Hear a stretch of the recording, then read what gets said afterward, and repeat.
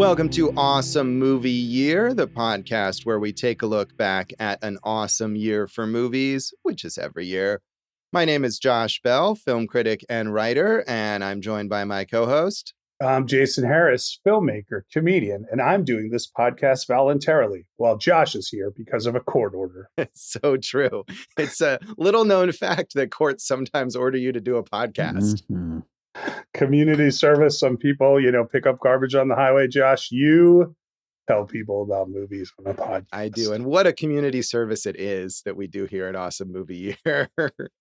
We are talking about the films of 1975 in this season, and we are here at the Best Picture winner from the Academy Awards, and that is One Flew Over the Cuckoo's Nest, featuring some voluntarily committed patients at a mental ward, directed by Milos Forman and based on the novel by Ken Kesey, who was inspired by his own experiences working on a mental ward in the 1950s and 60s. The novel from 1962, the movie set in 1963, featuring what an amazing cast in this film. And so many of them in either their first role or one of their first roles. It's really astounding. It's you get to see all these heavy hitters right away and doing some things you don't see them often do after this. Right. I mean, Danny DeVito, Brad Dourif, Christopher Lloyd, all of these people, Brad Dourif and Christopher Lloyd, making their debuts really early in their careers and just amazing. Of course, Jack Nicholson is the star of this, Louise Fletcher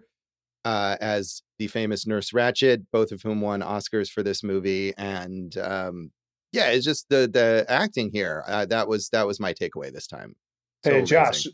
Yeah, I agree with you. But, you mentioned those awards. This is only the second of three movies to win the Big Five: picture, director, actor, actress, screenplay. Yeah, I don't know how we determined that those were the Big Five and there had to be a Big Five. And I always think it would be more like the Big Four. Or there's the other achievement, I think, that wasn't one of the most recent Oscar winners did this, where they won all of the four acting awards or whatever. I feel like there's a big whatever if you just want to come up with a statistic that sounds impressive. I know, but these are considered the Big Five, right? And I don't know why either, Josh. I mean, this year, Everything Everywhere All at Once won basically everything it was nominated for, right? Right. So, but what was the first movie and the last movie, Josh, to win those Big Five? Well, I believe this was on Wikipedia, so I saw it happened one night before this and The Silence of the Lambs afterwards. Yes, Wikipedia. Yes. This is the community service that we're doing, is reading Wikipedia. So, One Flew Over the Cuckoo's Nest. This movie not only was a major Oscar winner of those Big Five, as Jason mentioned, it was nominated for 9 Oscars total.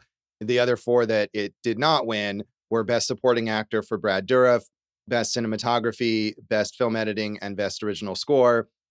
In addition to all of that, it was hugely successful at the box office. We've talked about this a bunch with older years, the idea of the kind of movie that can be a box office success. This movie grossed $163.3 million on its budget of between $3 and $4.4 million. There's this range here for whatever reason. But either way, not only is that a massive hit in relation to the budget and for the movie itself, but it was the second highest grossing movie of 1975. This movie. All right. Good. Way to go. I'm happy about that. And of course, Nicholson smartly, as I imagine he often did, took a lower salary, even though he was being paid a lot, to get a piece of the profits, baby. Very smart. But I'm just saying, can you imagine a movie like this being the number 2 movie at the box office in the last 20 years even? It's crazy. I could if Tony Stark and Peter Parker and Miles Morales and Natasha, the Black Widow, they were all in a mental institution. I could imagine that, Josh, but that would be the only way. Yeah, they tried that with New Mutants, where the superheroes in a mental institution. It didn't do very well, but see, I couldn't even imagine it that way because I don't know. What do you want from me, Josh? I don't know. It's just, it's crazy. And this is a year, of course, as we talked about in our season premiere, that Jaws was the number 1 movie at the box office and kicked off this era of the blockbuster. And that's the kind of movie that we think of as a box office champion. But still, right behind it was a movie like this that represents a different kind of success at the box office. So I just found that Yeah. interesting. Although there is a fishing scene here, Josh. So could we have had the crossover? That's the question. Jaws versus R.P. McMurphy. Yeah, why not? So, Josh, we might have mentioned this on our Dog Day Afternoon episode. Cuckoo's Nest won Best Picture, beating out Barry Lyndon, Dog Day Afternoon, Jaws, and Nashville.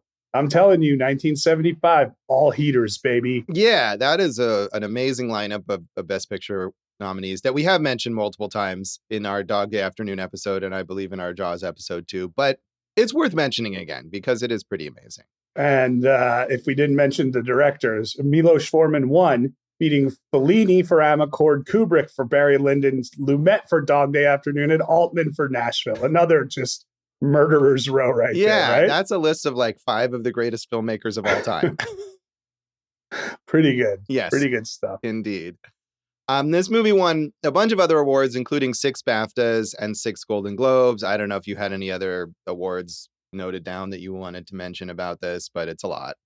Yeah, it's got a lot of awards. That's all you need to know. Really. All right. Fair enough. That's good enough. I do want to say, because we've mentioned the supporting actor twice, Chris Sarandon for Dog Day and Brad Dourif. Also, Burgess Meredith for Days of the Locust, Jack Warden for Shampoo, all losing to George Burns in The Sunshine Boys. Yeah, and see, that's at least one that I've not heard of, and a couple that I haven't seen there. So that's... You've never heard of The Sunshine Boys? I have, although I have not seen it. But that Burgess Meredith film, that I'm not familiar with that one. The Day of the Locust? Yeah, I know, maybe I have heard of it, but I've not seen that one either. So, Josh, everybody knows it's a 1975 American satirical historical drama film directed by John Schlesinger and starring Donald Sutherland, Karen Black, William Atherton, Burgess Meredith, Richard Dysart, John Hillerman, and Geraldine Page. Set in Hollywood, California, just before... Oh, I lost the link. Jason, proving again his skills at reading Wikipedia. I mean, I guess we should just say Louise Fletcher beat Isabella Johnny, and Margaret Glenda Jackson and Carol Kane. Also a nice, talented group of actors there. So much talent and so many amazing movies in this year, as we keep noting down as well. Jason seems to think this might be the best year ever for movies. I do think that. I think an argument could easily be made, looking what we're going through and looking what we're not covering. It's just like, what a wealth of, and this isn't a real surprise, right? It's the mid-70s. New Hollywood's in full effect, and you're seeing the benefits. We're all reaping the benefits with great movie after great movie here. Yeah, I think the 70s in general, it's often made the case that that's the greatest decade, with all the changes in Hollywood, the new Hollywood movement, as you're saying, and this is maybe the height of that, and we're enjoying going through it. So the 70s for America, I think you might say the 60s for France, right? And, right. Yeah, that kind of, as that started in France and in Europe, it moves to the US later on. As we, I know we talked about that in our 1967 season, as it was sort of making its way here. Yeah, so go back and listen to all those episodes. Please do. If you missed them. So in addition to Ken Kesey's novel, this was also a Broadway production, a very successful one, starting in 1963. And Danny DeVito, in fact, was a cast member of the stage version that was carried over to this version, although I think he might be the only one. And you had mentioned that Kesey had worked on in a mental hospital. This took place at the actual Oregon State Hospital. Is that the one that he worked at?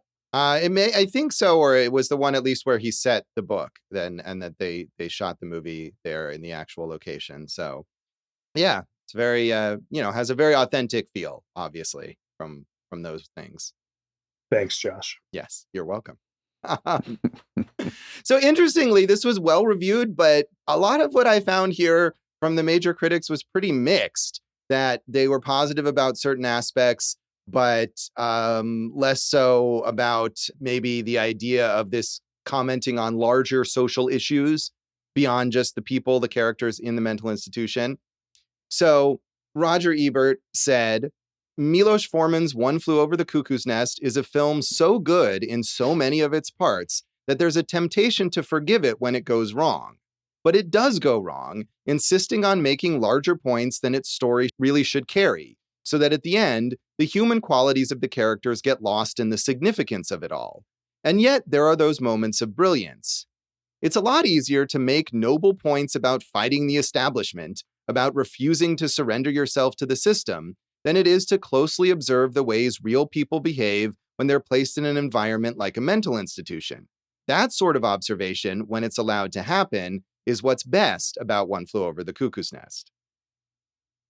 Interesting. I look at like Nicholson around this time and, Last Detail in 73, which I don't think you've seen, right? I have seen that. I think maybe around the time that Richard Linklater pseudo sequel was released. But yeah, that's a good one. Right. It is a good one, Hal Ashby. And also, he's playing kind of a Navy guard who does have, again, these kind of anti-establishment vibes, but he's transporting a prisoner who could be a McMurphy peer. So it's interesting that he moved from playing the authority to playing the anti-authority in that one. Right. Yeah. Randy Quaid playing that character in The Last Detail, who is sort of a loose cannon, screw up kind of person. So yeah, there's definitely parallels there. Vincent Canby in the New York Times had some similar objections and praise. He said, One Flew Over the Cuckoo's Nest is a comedy that can't quite support its tragic conclusion, which is too schematic to be honestly moving, but it is acted with such a sense of life that one responds to its demonstration of humanity, if not to its programmed metaphors. One Flew Over the Cuckoo's Nest is at its best when Mr. Forman is exercising his talents as a director of exuberant comedy that challenges preconceived notions of good taste. I suspect that we are meant to make connections between Randall's confrontation with the oppressive Nurse Ratched and the political turmoil in this country in the 1960s. The connection doesn't work. Even granting the artist his license, America is much too big and various to be satisfactorily reduced to the dimensions of one mental ward in a movie like this. Yeah, I mean, I thought about that, the whole Vietnam situation. That's how you would spin it politically. We're in a situation with Vietnam or something. Yes. I don't think they ever called it a war, right? Didn't they call it a political action or something along those lines? Yeah, I mean, we've never had an actual war. So technically, quote, since unquote, since right. World War II, yeah. That's a whole other podcast. But no, because we've talked about this with films from other countries, in the 50s after World War II, and you look at the Italian and the German films, and you could definitely feel that kind of, malaise or lack of faith and joy going on here from the Vietnam. Bleeding is in full effect here, I'd say.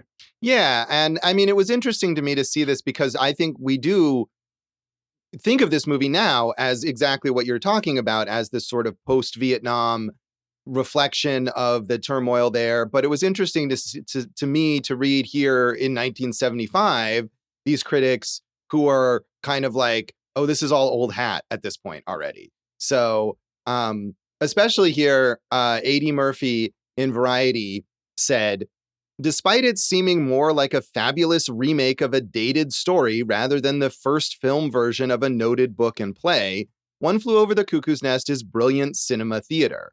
Jack Nicholson stars in an outstanding characterization of Ken Kesey's asylum antihero, McMurphy, and Milos Forman's direction of a superbly cast film is equally meritorious.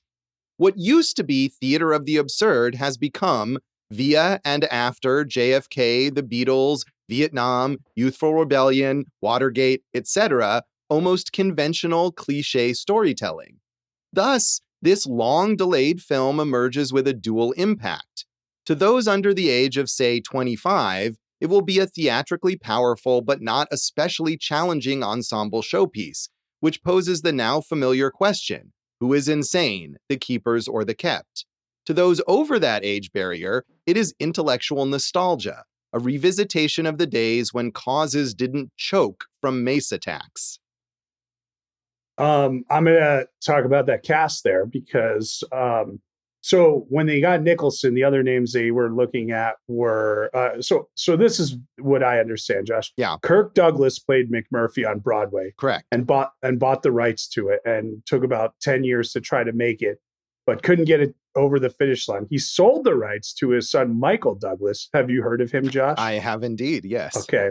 And of course, Saul Zaentz, who we've talked about. legendary producer, but also the man who sued John Fogerty for plagiarizing his own music. Boo Zans.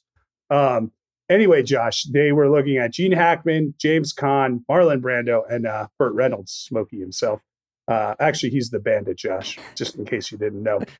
But when they got Nicholson, he was so busy they had to push the shoot for 6 months, which Michael Douglas said was like a blessing in disguise, because that's how they were able to line up the ensemble and just basically get whoever they wanted for those roles. Yeah, it is amazing. And it's not like it was they had to wait to get all these famous people, right? Of course, now they are, many of them to us, but they weren't really at the time. So it was waiting for Nicholson, but kind of lucking into these people who were basically unknown at the time and turned out to be perfect for it. Do you think, I mean, it is definitely one of the signature Nicholson roles. Of those names I mentioned, they all seem, I know they're legends, but they seem like, I don't know how they would have fit Hackman, Caan, Brando, Reynolds, you know? I mean, I feel like Hackman could have done a really good job with it. As we've discussed, I'm not particularly a fan of Marlon Brando. And I don't know, especially by 1975, I'm not sure that he would have had the right energy for this. But, it would have been interesting to see one of those other people. I feel like Hackman definitely could have. I mean, he's a legend, one of the all-time greats, but there's a different type of coolness to Jack than there is to Gene Hackman, right? And then that way I was thinking maybe James Caan would have been the one. Yeah. But look, we could admit they got the right guy here, huh, Josh? Oh yeah, of course they did. And I mean, I think that coolness that you mentioned is a key part of the character, because he has to have that allure that he comes into this place and all the other inmate or patients, they're not mostly inmates, look up to him and want to follow him. And you have to understand that. You have to see the charisma that he has and the swagger that he has. And Nicholson obviously just innately has all that. Agreed. Yeah. So, I mean, what do you think about the idea of the social commentary here that these reviews are talking about? Well, I think is, they're probably right in the way that they're saying, like, oh, there were so many movies commenting on what was going on in the real world at the time. But when we came to this movie, which was probably the 90s, because it was always on TV, and now revisiting it, the ones that live on are the best of the bunch. So we've kind of like cream rises to the top. We haven't been weighed down with all of this. Right. I thought that was interesting because, again, I feel like you're absolutely right. That is the reputation that this movie has as one of those major documents of this time period. And it was interesting to me to see in the time period where that was the main thing about it that was kind of being dismissed, and that the critical praise was really focused more just on the characters, the personalities, which is, also something that is highly regarded now. But I feel like the combination is what has made it this enduring classic, or what people consider for that. I do think it a little bit underestimates Milos Forman with that type of commentary, though, because, we know he's always been a political filmmaker talking about the issues of the day. I found this quote from him. To me, the story was not just literature, but real life. The life I lived in Czechoslovakia from my birth in 1932 until 1968. Communist Party was my nurse Ratchet, telling me what I could and could not do, what I was or was not allowed to say, where I was and was not allowed to go, even who I was and who I was not. Yeah, I mean, I think you're right. And he came out of the Czech New Wave. And of course, that was a very politically charged filmmaking movement. And it makes sense that he would bring some of that sensibility to his work in the US. So I'm not saying that it's not there, but it's interesting that that focus was kind of pulled away from it. And honestly, for me, I kind of agree in the sense that I feel like when it becomes more, as I think Ebert said, or one of the reviews says, they're schematic toward the end, I didn't buy into it as much. And I liked it more with its sort of little hangout vibe. Josh, I kind of agree with you, because in my Letterboxd review, go for Jason. That's where you can find me on Letterboxd, Josh. I said that Act 3, while it hits the right emotional notes, if you actually think about the actions of it, I don't think really makes sense. Yeah, I'm with you too. And I didn't remember every detail of the plot watching this again. And as it got towards those big kind of melodramatic moments in that final act, I was like, oh, is this what happens? Oh, this is what they're gonna do.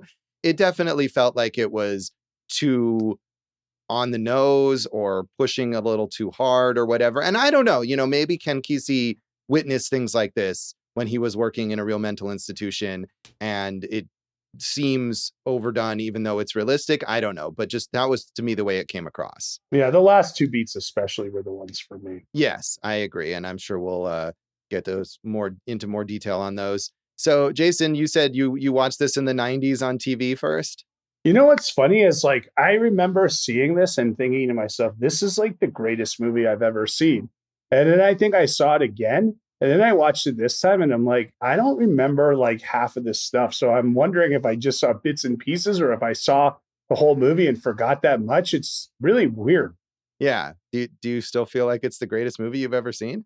No, I don't even think it's the best movie of this year, but I do think it's a very good movie still. Yeah, I agree. I mean, I did not see it in the 90s or in any of those earlier years on TV. I watched it in 2011, I think it was, according to my letterbox, when it would have just been something that, it's a major film and I rented it one time. I thought I ought to see it and I did. And I think I liked it fine then and I liked it fine now. But yeah, I agree with you. I actually went in after watching this and adjusted my 1975 top 10 list and moved this further down and had moved Dog Day Afternoon further up. But that's a win for me. Yes, yeah, exactly. As the Dog Day advocate here. You are. Well, and that's a great movie. And that was one where watching it this second time, I had liked it before, but I liked it even more. And this is good. I mean, I don't want to say that this movie isn't good, but I did feel like there were aspects of it that didn't work as well for me this time. Dave, had you seen this before? I watched it last year for the first time. And like Jason, I felt like I had seen it before, but I couldn't quite remember. And then when I watched it, I was like, yeah, I don't think so. I think this is the first time. But yeah, I mean, I like it. I agree with a lot of those criticisms that you were reading there, Josh. Like, it does feel a little, empty. It's just kind of like just a fun hangout in a weird situation. But like, it's basically the performances are key here. Yeah, absolutely. And I'm sure we'll get more into all of that when we come back and talk more of our general thoughts on One Flew Over the Cuckoo's Nest.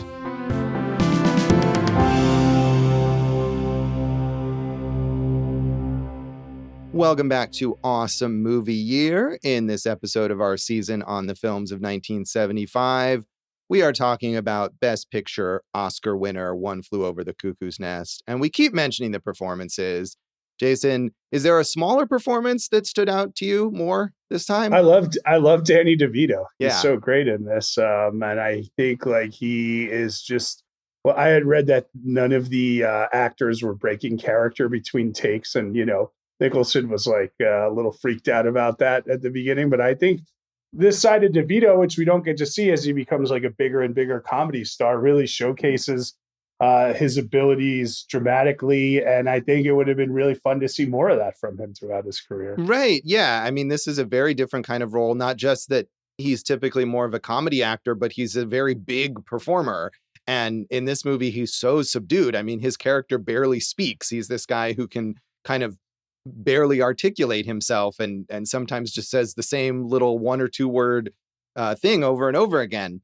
I mean, it's almost like, between that and the way he looked so much different when he was so much younger, you might not even realize that it was him if you were watching this movie and you didn't see his name in the credits or whatever, or didn't realize that he was in it, I think. And it's an amazingly different performance.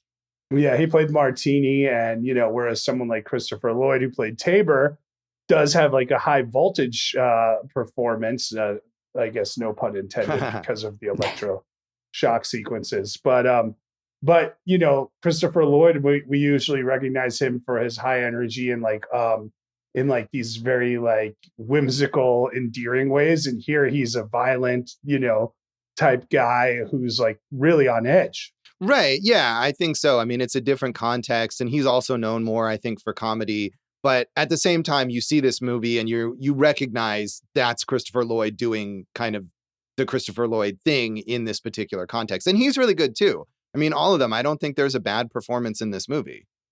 Right. I think, did you have a favorite of the smaller performances, Josh? I don't know. I mean, I like both of those that we just mentioned. I feel like they're all so good, and they're all so good in their own little different ways. I was happy to see Vincent Schiavelli and Michael Berryman, who are two of these actors who have this very like distinctive facial look.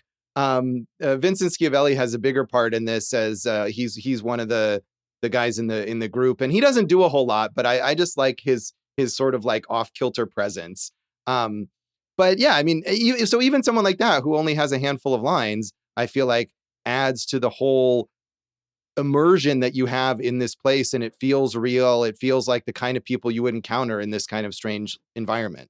And of course, seeing Scatman Crothers as the night guard was fun, especially since we had done our Shining episode, and we know about the interaction between Jack and the Scatman. Indeed, years later. Although I will say, not that he's bad, he's fine, but that character was one of the things that kind of bugged me about the movie this time, because he basically comes out of nowhere. We've never seen him before, and he suddenly becomes a central, important figure in this whole sequence where McMurphy bribes him so that he can let his girlfriends in and have this party and potentially escape. And, you know, Scatman Crothers' character gets all worked up about, oh my God, you're going to get me fired. You're going to get me fired. It's like, well, we don't know who this is or care. Right. He hasn't been in the movie before.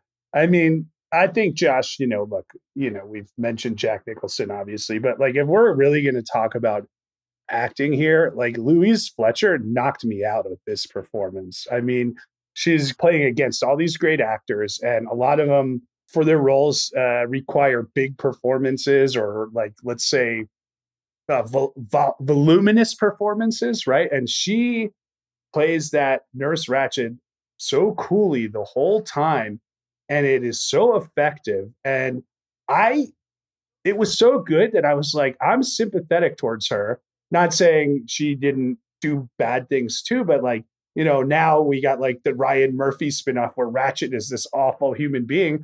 And I didn't get that from her. I got that maybe she was misguided, but I did think, and I know that Fletcher said that she believed that Ratched cared about the patients. Right. I think that's absolutely true. And if you haven't seen this movie and you're just aware of sort of its pop culture reputation, you might expect that she's this insane villain or whatever. And she's not. And not only is it, like you said, Louise Fletcher's performance is very subdued. She's not screaming and yelling and doing all of this over the top evil stuff at all. Even when she does something that's particularly vile, it's done in this quiet, assured, subdued way.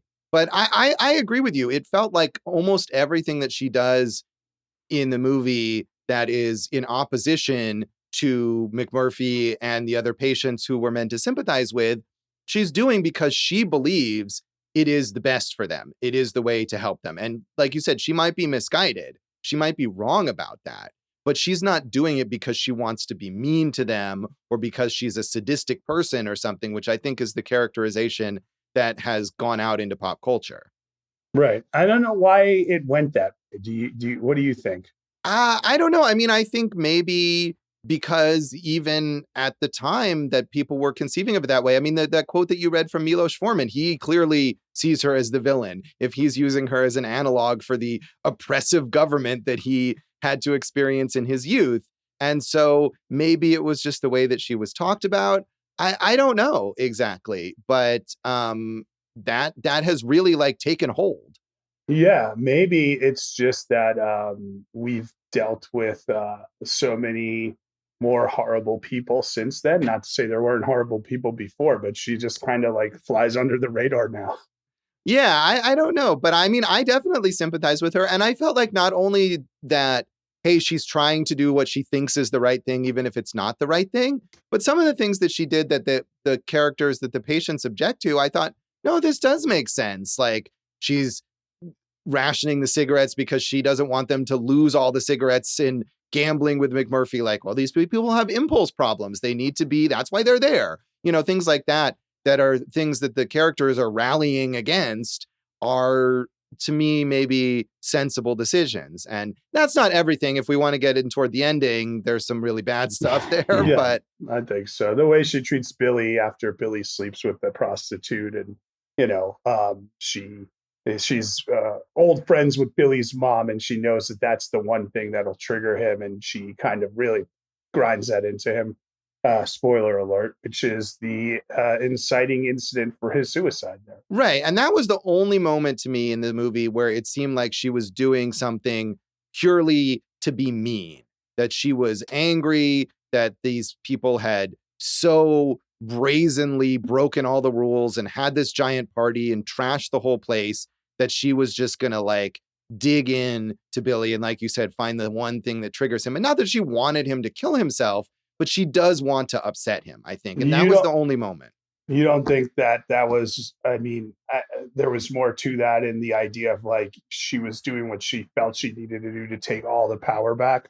I mean, maybe, but it also seemed to me to be something where it is so obvious that his mental health problems are tied up in his mother, and that she's a smart person and she understands, I think, the mental health issues that these people have. She has to know that by saying that, it's going to send him into this crisis. And again, maybe she doesn't want him to kill himself, but she wants him to be back in this sort of vulnerable state so she can reassert control. And Josh, we're not always experts but when it comes to mental health issues stemming from our mothers, hey, you're at the right podcast, All right, people. that's great. I think that this movie, it just comes from like a very punk rock point of view of like all authority is bad, no matter what, black and white, down the line, just authority bad.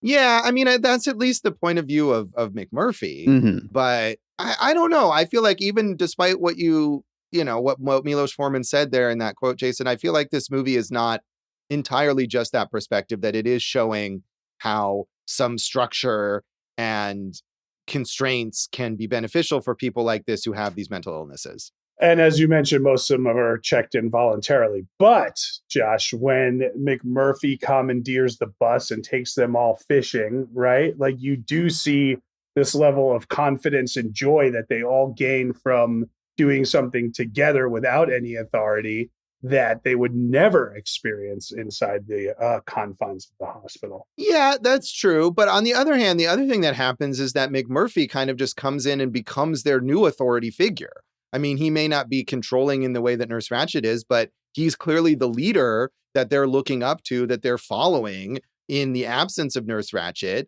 And, he's the one, like he steals the bus and no one else knows that he's going to do that, right? He gets on the bus, he closes the door, he says, hey, we're going fishing, and they all just go along with him. So I think there's still a level of needing someone to lead them. I like that sequence, though, because I think getting away from the hospital was a real refresher to see them out doing something else. And it really kind of zoned in on the focus of what their lives were like at the hospital afterwards. Yeah, I mean, it was weird. I guess it's a little jarring, and I hadn't remembered particularly about that sequence because this seems like a movie that is so tied up in its particular location to suddenly be out of that location for an extended period of time. But you're right. I think it provides an interesting contrast because we go back to the hospital and then we never leave again. Right. So, Josh, we probably should talk about the chief. Yes. Did you have something to say about him? No, neither of us should talk about it now. So. Yeah, Will Sampson is the actor who played the chief, who had not acted before, was kind of a discovery. He'd worked as a rodeo cowboy, and yeah, he's great. I mean, one of the things that I haven't read this book. I don't think any of us have read this book, but apparently it is told from the perspective of the chief. The novel is written in first person. And so he's this point of view character, and we don't quite get that here. But he clearly is an important character, and we start to realize his importance as the movie goes on. He's almost a little bit in the background at first. He's supposedly a deaf mute. He just kind of stands around and pushes this broom or whatever. And it seems like he's maybe one of these background characters along with some of these other guys who are almost catatonic or don't really speak. And then gradually McMurphy really makes this effort to befriend him, and they have a connection, and he learns that the chief is faking being a deaf mute, and the chief is the one ultimately who flies over the cuckoo's nest. Right, he does. So that sequence at the end, I know, is one of the most famous in film history, and like I said, is emotionally resonant. But I don't think, if you actually think about it, it makes much sense. At least not to me. Yeah. And so, spoilers again. So McMurphy, after Billy commits suicide, tries to kill Nurse Ratched by choking her, and almost does it. And then some of the orderlies are able to break it up. And so they lobotomize McMurphy, which I didn't know if you could just do that for attacking the nurse or whatnot, especially Right. given that it was, I'm not going to say provoked, but it wasn't unprovoked given the circumstance. Well, yeah. And even if it's like, that's not okay, it's not necessarily because he has a particular mental illness that would be cured by a lobotomy. He's just a violent guy. Yeah. I don't think lobotomies cure mental illnesses, Josh. They vegetate you, don't Right. they? But I mean, in theory, the goal of a lobotomy, what they were attempting to do with those at the time is not even, I don't think, I mean, I guess it does kind of put you in this passive state, and that will prevent someone from being violent. But yeah, it did seem a little, to me, also like abrupt. And the fact that they could just do that without any sort of process or whatever, or that they would do it for something like that wasn't a particular mental health diagnosis. And I think lobotomies were still performed, but I think even by the early 60s, they were, kind of going out of style, or, it was frowned upon. People were realizing that they weren't beneficial for anyone. Right. So they lobotomize McMurphy, and, the chief, they all think McMurphy has either escaped or is up on another level of the ward, whatever it is. And then he comes back, and the chief goes, "I knew you wouldn't escape without me, and I'm ready to go." And he recognizes that McMurphy is lobotomized. He suffocates him, right? And he picks up that hydrotherapy station, which no human really could pick up, but the chief is super strong. He throws it through the window, because we saw McMurphy try to pick it up earlier in the movie, and he breaks the window and runs and escapes. And you see all the other patients wake up. He did it. But if I'm not mistaken, Josh, it's supposed to imply that they think McMurphy escaped, correct? Oh, I didn't think that, but I mean, I guess They all just think the chief escaped. I assume that they kind of see what happens, but maybe not. I never thought that, but maybe you're meant to think that. I'm not sure. So, Dave, how did you take that? Yeah, I didn't think that either, but now that you mention it, that does seem plausible that that's kind of what we're meant to think that all the other inmates think. Yeah, that's how I thought I took it. Maybe I'm completely wrong. No, I think it's a valid way to look at it, even if we didn't see it that way either. So, I mean, what is your specific sort of concern with that whole sequence? If that's the way it is supposed to be meant to take in, at some point they would realize McMurphy's just lying there on his bed dead, right? So the joy of that moment would be very fleeting. Right. And I mean, I think if you interpret it that way, then that's kind of the point, that it's this false elation that they have when McMurphy, in fact, has been completely beaten and destroyed by the system that he was trying to rebel against. So I feel like thematically that would work. Right. And I guess, talking it out loud, saying it that way, even if they do realize, or will soon realize, that McMurphy is dead, the fact that spirit has kind of propelled the chief to do it is something they can hold on to. Right. I feel like my concerns with this scene were more just about, like we were saying, about the lobotomy. And then on top of that, the chief decides, well, he says something like, you are going to escape or whatever, like he needs to escape the misery of living that way. And so he smothers him and suffocates him. And it just all felt like harsher than it needed to be to make the point that the movie was trying to make. And it just felt like it was between that and then the suicide of Billy beforehand, it just seemed like it was going further into this melodramatic territory and kind of beating you over the head with these ideas that we understand. And I feel like it's almost more powerful if we don't have suicides and murders and whatever, because life in this institution is hard enough as it is, just on this sort of mundane level. Yeah, I think that's fair. I mean, and I think it's fair to look at it the other way, that they, at some point something big would happen. Someone would kill themselves or whatever it is. So I think either way it works. Yeah. But I don't know. Those were kind of the things where, to me, I was like, all right, I don't know if I'm fully on board with everything that's going on here, but still, the characters were all really fascinating and distinctive, and the performances are all so good. And I did find Nurse Ratched, as we were talking about, kind of more fascinating even this time, because there are layers to that performance that I think is just this people think of as this stereotypical villain. So there's a lot of good stuff here, but I think overall it didn't wow me in the way that it has so many people for all this time. Well, Josh, should we rate it out of 5 fishing jaunts that have not been officially chartered? That is a very specific. Let's go for it. How would you rate this? It gets 4 jaunts on the old fishing boat to me. I still think it's a very good movie. Yeah, I'm going to give it 3.5 fishing trips. I also think it's a very good movie, but I feel like I had enough reservations this time that I didn't love it. Dave, how would you rate this? I'm going 4. It's a soft 4, though. I think there's some issues, but overall, though, it's a great movie. Yeah, I mean, Well, I agree. Interesting. I agree. It is really good. I mean, if it's something you haven't seen, it's certainly worth experiencing, and there's a lot of great stuff to check out. Word on the street is Dave is a hard 4. Okay. I don't know what that means, but we'll come back in a moment and talk about the legacy of One Flew Over the Cuckoo's Nest.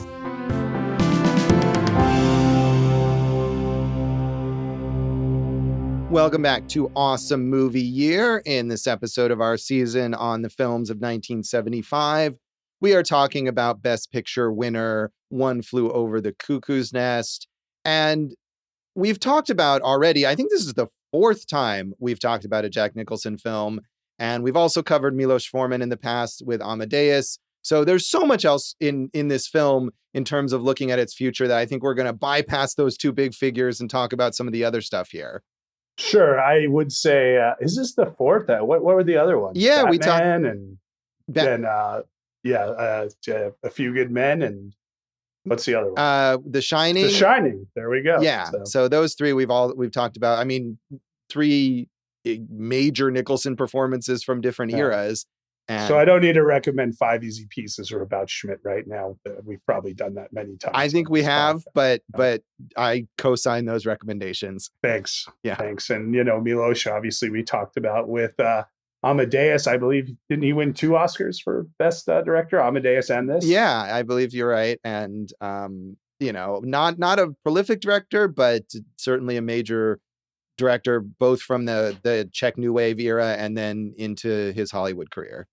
So, Josh, the screenwriters, Lawrence Hubin, I don't think I'm pronouncing that right, who wrote the original draft from the Kesey novel, and then Bo Goldman, who took over, both won Oscars here. But Goldman has been a legendary screenwriter. He wrote Scent of a Woman and won another Oscar for Melvin and Howard. Yeah, that's Scent of a Woman we keep ending up mentioning this season.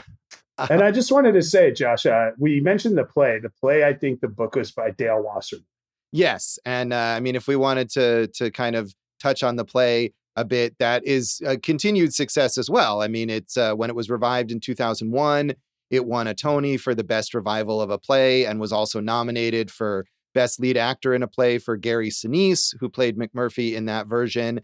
And it continues to be revived periodically, including most recently in 2022 in a version in Australia. So has as much, it seems like, the play, the novel, and the film all have this real long-lasting existence.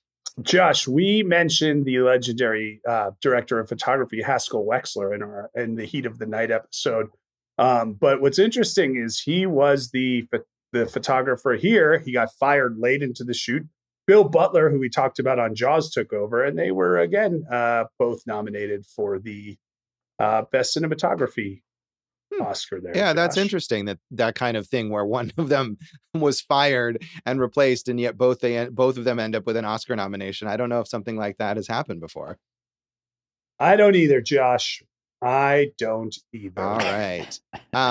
As we said, this was, debuts notably for a couple of these major actors. Brad Dourif, who was nominated for an Oscar here. This was his first film role. He is an incredibly prolific character actor.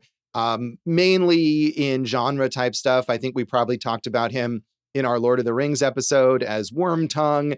And I, of course, know him, and many, many people know him as the beloved voice of Chucky in the Child's Play movies, which is, I guess, at this point, really his signature role, even though he's mostly not on screen for that. But that has kind of become the defining thing of his career. Well, yeah, he's got a lot of these, kind of cult fun things like that. So good for him. Yeah. I heartily recommend the Chucky He movies. did win the Golden Globe and the BAFTA, while he did not win the Oscar. And of course, Josh, he was on Deadwood. Yeah. Christopher Lloyd also made his debut here. Another incredibly prolific actor, and mainly known for comedy, as I was saying before. The Back to the Future movies, of course. Taxi, the TV series. I love him in the Addams Family movies. And he's great in those. So. He and Brad Dourif still working like constantly in smaller films and TV all over the place. I can't believe I didn't work up a Christopher Lloyd impression for this, Josh. Yeah, I feel like Marty, what are we gonna do? I got to work on it. I have to listen to it a little. It's an all right start there. I feel like not quite as strong as some of your other impression debuts that we've had recently. Yeah, I didn't even consider it. He has 2 Emmys for Taxi, Josh, and of course, in some all-time classics, 8 Men Out and Walk Like a Man with Howie Mandel. Have you seen that movie? Yeah, I liked it when I was a kid. Oh, okay. I have not. Danny DeVito had done a few things before this, but this was also a big breakout role for him, having done the same role in the stage version. Of course, he became a huge movie star, as well as a director. He was also on Taxi, and both, Nardo. That's what he used to say. There you go. Of course, both he and Jack Nicholson played villains in Tim Burton Batman movies. So that's another thing. And we love that he's on It's Always Sunny in Philadelphia, just hanging out with those guys when they were nobodies and decided it would be fun to be on their TV series, and a million other things. Dave, aren't you a big fan of Death to Smoochie? Oh, one of the best movies ever. Absolutely. I hated it in the theater, but I'll rewatch it. He has a Golden Globe and Emmy for Taxi.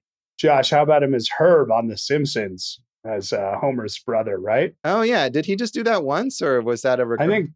I think twice. Okay. So that, and of course, he and Schwarzenegger twins. I like him in Get Shorty a lot.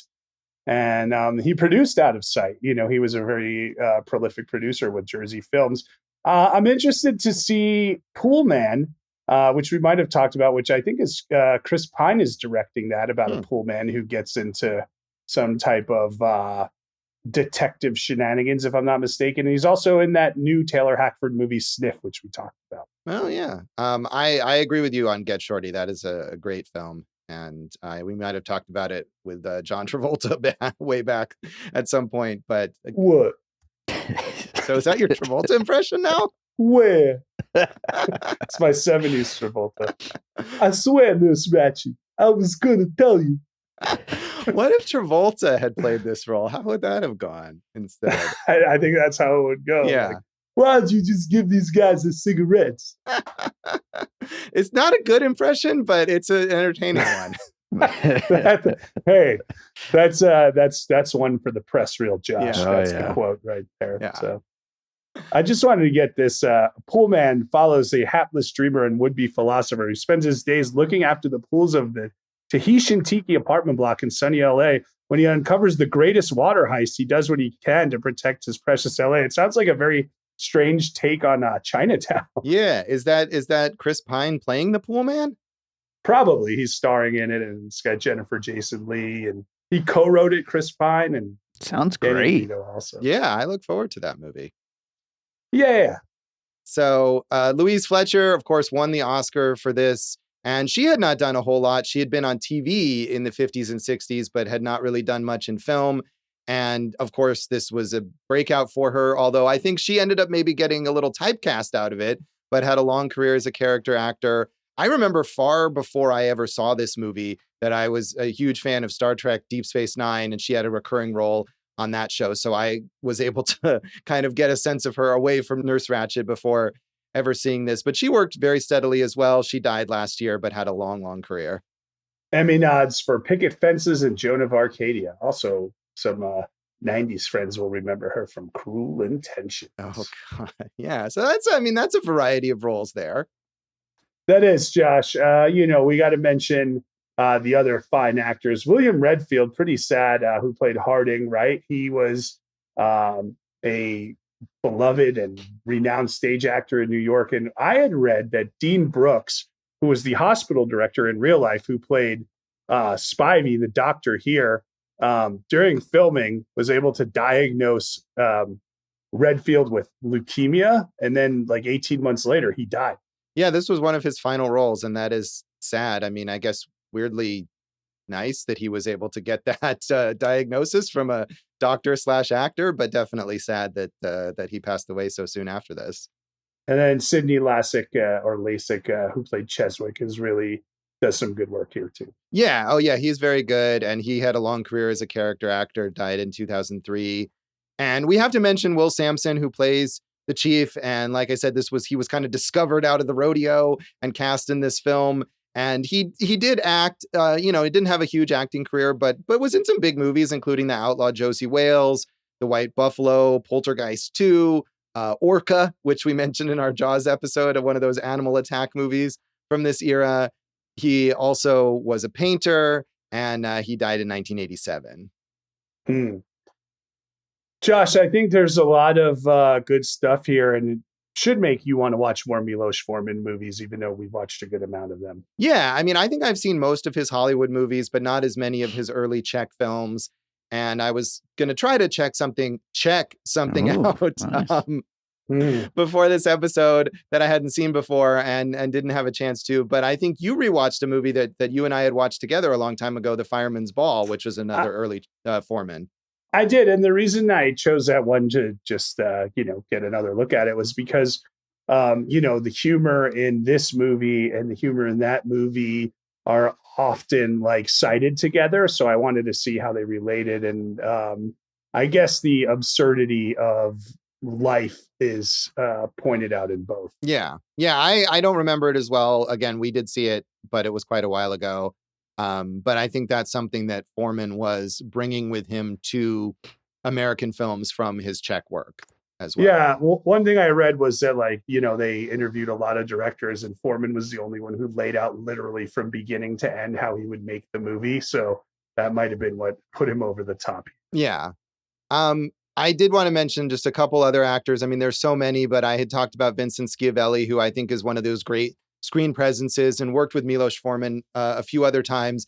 Among his many other credits, Miracle Beach. And Dave, do you know why that's important? I know you guys have like a thing, right? Like a sequel or something, or what is it? Josh, you can I feel like this is a long running thing here, but yes, it's definitely every few seasons you got to bring it back up. We bring it up. We do. Yeah, we wrote Miracle Beach 2 when we were 16, I guess, on the advice of Jason's producer contact, who clearly was not going to hire two 16-year-olds to write a sequel. He said ours was very funny, but then he ended up optioning his own that he wrote. Yeah, and it never was made. But we did have to watch Miracle Beach in order to. Well, Josh, there's still time because, as you know, I'm currently acting in BattleBots Destructathon with Bill Dwyer, who was the host of BattleBots on Comedy Central, but also co-starred in Ski School 2 with Dean Cameron, who was the star of Miracle Beach. It's like, there we go. It's like 6 degrees of Kevin Bacon, but with Miracle Beach. 6 degrees of Miracle Beach. There you go. And Michael Berryman also, I know from as soon as I saw him, it was like, oh, it's the guy from The Hills Have Eyes. I mean, because of his kind of distinctive appearances, he did a lot of that genre stuff. He was in some Rob Zombie movies and just other genre stuff. And I think both of those are guys who, if you don't know their name, as soon as you see their face on screen, it's like, oh, right. It's that, that no one else looks like that. Mm-hmm. You mentioned Ratched, the Ryan Murphy series starring Sarah Paulson as Nurse Ratched, as sort of a prequel. And it really it illustrates such a gross misunderstanding of this film on the part of everyone involved. It's really quite amazing to watch that and realize that they have missed every point of what this movie was even about. Ryan Murphy can't hear you. They just delivered another gold-plated truck of money to his house, Josh. Yeah. I mean, I will say that this is, I think, a rare Ryan Murphy failure in that it was picked up for 2 seasons by Netflix at the time that it was ordered, and the first season premiered in 2020, and no word on that second season allegedly. Josh, I don't know about a rare Ryan Murphy failure. I know he's back in the good graces of Netflix right now, but he had a few misses for them. True, he did, but he's had far more hits and whatever, Ryan Murphy. But I feel like though it is representative of this thing that we were talking about earlier of Nurse Ratched as this pop culture figure who is akin to these ridiculous over the top villains. I mean, the fact that she was named the 5th greatest villain in American film history on one of these AFI polls behind like Hannibal Lecter and Darth Vader is, I feel like such a misunderstanding of what this movie is. Yeah. Also, Hannibal Lecter in that movie is not a villain. So that's a weird thing, too. I mean, I know what he did and everything, but like he's literally helping the protagonist the entire way through. But I think, I just think maybe Fletcher played this with so many layers that, or so differently than people interpret it, that she got one by a lot of people. Unless we're idiots and we just misunderstood the whole thing. But I feel like she really brought a true depth and emotional core to this character. No, I totally agree. And I feel like even if you're less inclined to be forgiving of her and you do see her as kind of a villainous figure, there's so much more complexity to her villainy that to put her alongside those almost cartoonish other characters, as memorable as those characters are, I just think it makes no sense. She was the number 2 female villain on that list behind the Wicked Witch of the West. So there might be a time where we can dissect the Wicked Witch's emotional complexities as well. And I look forward to that. So anything else about the legacy of this film you want to mention, Jason? I ordered a plain chicken sandwich. That's a different movie altogether. But that was good. You got that one. Keep working on the Christopher Lloyd and the John Travolta, but I feel like you've got that one down. All right. That's all that matters. All right. So that's One Flew Over the Cuckoo's Nest, and that is this episode of Awesome Movie Year. You can check us out online and on social media. Why don't you do that, kids? I'm at Awesome Movie Year. You're at Awesome Movie Year. We're all at Awesome Movie Year. AwesomeMovieYear.com. Awesome Movie Year on Instagram, on Facebook. Awesome Movie Pod on Twitter. I'm Jason Harris Comedy, or Jay Harris Comedy on all the socials. Don't forget, Eat This Comedy. And of course, you're already following me on Go for Jason, but just hit that follow button again. On Letterboxd. On Letterboxd, yes. I too am on Letterboxd at Signalbleed on Twitter. Some old stuff from me at joshbellhateseverything.com, also at Josh Bell Hates Everything on Facebook. And listen to our producer David Rosen's awesome podcast, Piecing It Together. Check out Piecing It Together wherever you listen to podcasts. Follow us on social media at Piecing Pod and join our own little mental institution, the Popcorn and Puzzle Pieces Facebook group. Yeah, quite an assortment of personalities there in that group, I think. Yes. Jason, what are we doing in our next episode? Josh, I don't like to let Dave talk a lot, but I feel like I should let him hear since it is his pick. Dave, you got 4 seconds. I don't know if I can fit it in. Too late, Dave. It's my turn. No, I'm just kidding. Go ahead. Well, I'm not going to sit here and tell you guys that it's the best movie in the world, but it's going to be a fun one to talk about. We're doing the Blaxploitation classic Dolemite. So tune in next time for Dolemite, and thanks for listening to Awesome Movie Year. Thank you for listening to Awesome Movie Year. Make sure to follow Awesome Movie Year on Facebook, at Awesome Movie Pod on Twitter, and at Awesome Movie Year on Instagram. And if you like the show, review us and rate us with 5 stars on Apple Podcasts.